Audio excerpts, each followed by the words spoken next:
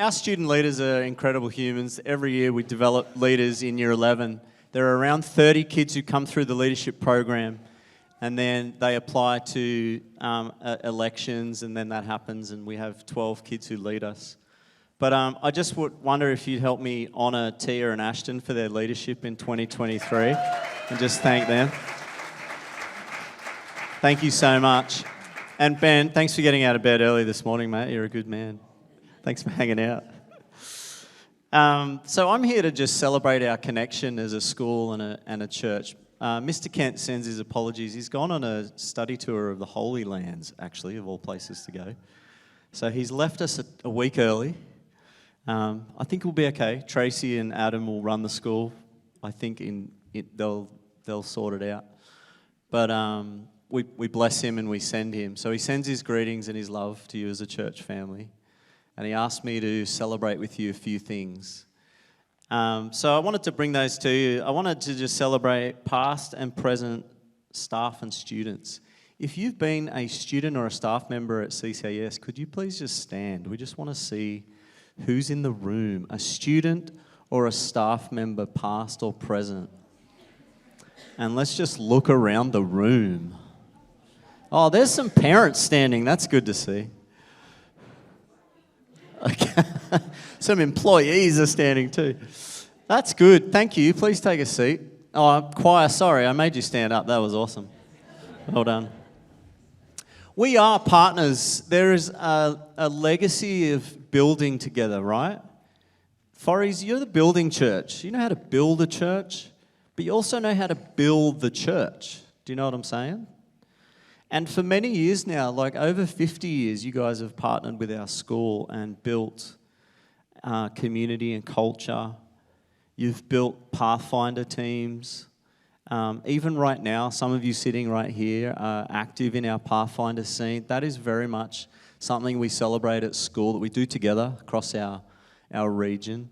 I want to thank you guys. We actually have, you probably have heard this since the camporee. I hope somebody told you guys that our Central Coast Club got a shout out from the stage saying, congratulations on being the largest club at the camporee in January. So it's something really good, worth celebrating, that happens across our community. And certainly as a school, we love that. A bunch of you kids get to go camping and, doing skills, hanging out, doing lots of challenges. You recently did your expedition. Good times. Who of you guys went on that in the choir over here? Did some of you go? You went, Lani? Nice. Did you make it all the way? Yeah, you did. Because you're a Pathfinder. And you know what to do. We wanted to thank you for hosting our school exams in your venue. This venue during the week is a beautiful place for kids to come away from the busyness of our campus and sit with a bunch of, I believe they're called exam invigilators. Sounds like surgery to me, but whatever. That's good. We're really grateful for them, like setting those tests, creating a quiet space. Thank you for your partnership with that. It's a great thing. And I also have some stats. Lige, you put them on screen for me. I wanted to show you a few things on screen. Just give me the next slide there. I wanted to celebrate with you that we explore at school the 5 invitations of Jesus. When you look through the New Testament, these are the ways that Jesus invites us into community. Come and see how I do life. Come and follow me. Make me your rabbi. Come and serve with me. Let's find a way to pour out our love and service to community. Number 4, come love our enemies through sacrificial self-giving. Of course, Jesus demonstrated at the cross that was how far he was going to go, and he invited his followers into that relationship as well. And then, of course, come be filled with the Spirit. At school, we want to celebrate with you that the come and see, the first invitation of Jesus, we are fully partners in this regard. When Jesus invites people into his community, it's often to just do life together with Christians. And we know that you're doing that here at Forries. You're, as parents and supporters of our school, you're often connecting in ways that aren't formal on someone's nominating committee list or someone's ministry plan. You're just inviting people into your home, into relationship with you. You're playing basketball with them during the week. You're working with people from our school community. We're doing the come and see invitation of Jesus. And in that first step, which is what we often talk about at school, we specialize in this. 8 out of 10 of our students are coming to us from an unchurched story in their life, from a post-Christian or an unchurched story. So our opportunity is really great to just do life with people on the Central Coast.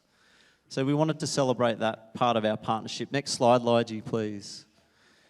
It's pretty hard to see who is our community. We wanted you to see that 15% of our student body are SDA young people. 29% of the student body are Christians other than the Adventist faith tradition. And then the orange part of the pie, 56%,